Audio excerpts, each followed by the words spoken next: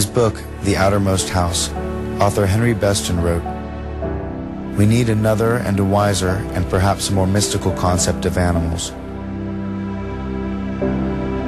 Remote from universal nature and living by complicated artifice, man in civilization surveys the creatures through the glass of his knowledge and sees thereby a feather magnified and the whole image in distortion.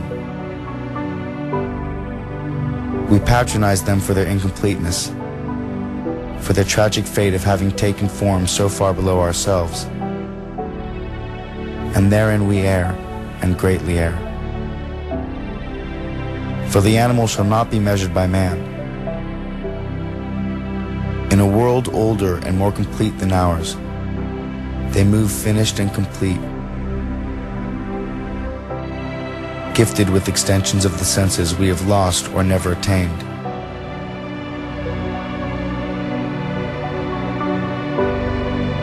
Living by voices we shall never hear.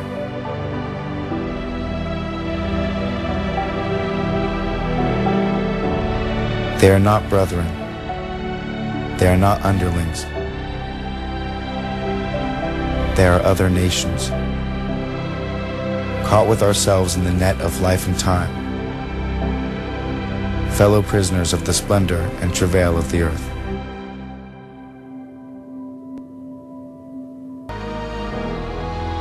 We are all animals of this planet.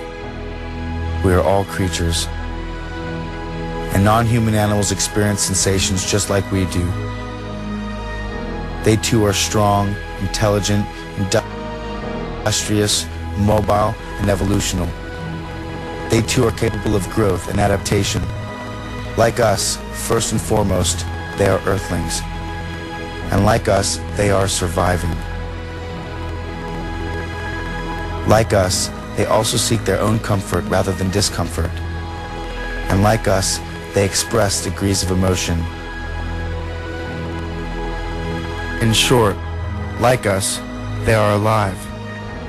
Most of them being, in fact, vertebrae, just like us.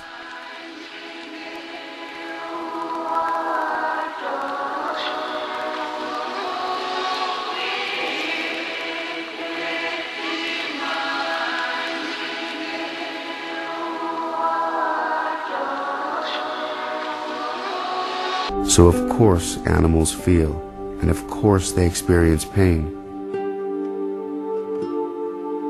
After all, has nature endowed these wonderful animals with well springs of sentiment so that they should not feel? Or do animals have nerves in order to be insensitive?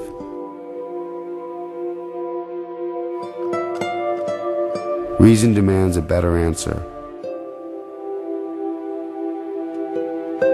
But one thing is absolutely certain. Animals used for food, used for clothing, used for entertainment, and in scientific experiments, and all the oppression that is done to them under the sun, they all die from pain. Each and every one.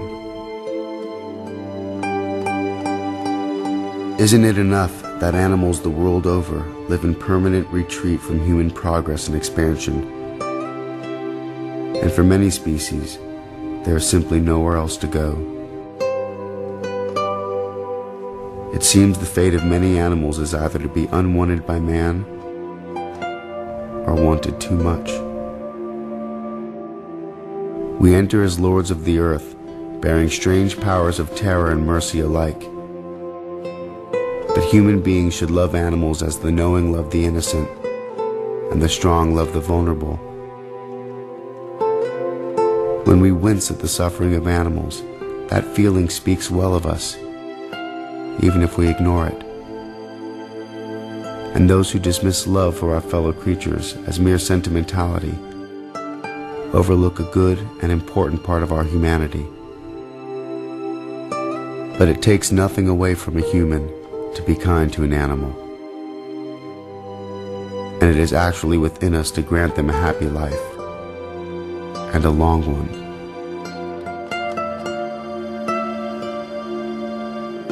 On the heath, King Lear asked Gloucester, "How do you see the world?" And Gloucester, who is blind, answered, I see it feelingly. I see it feelingly. 3 primary life forces exist on this planet: nature, animals, and humankind.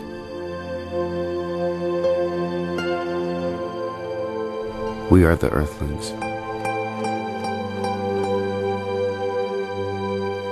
Make the connection.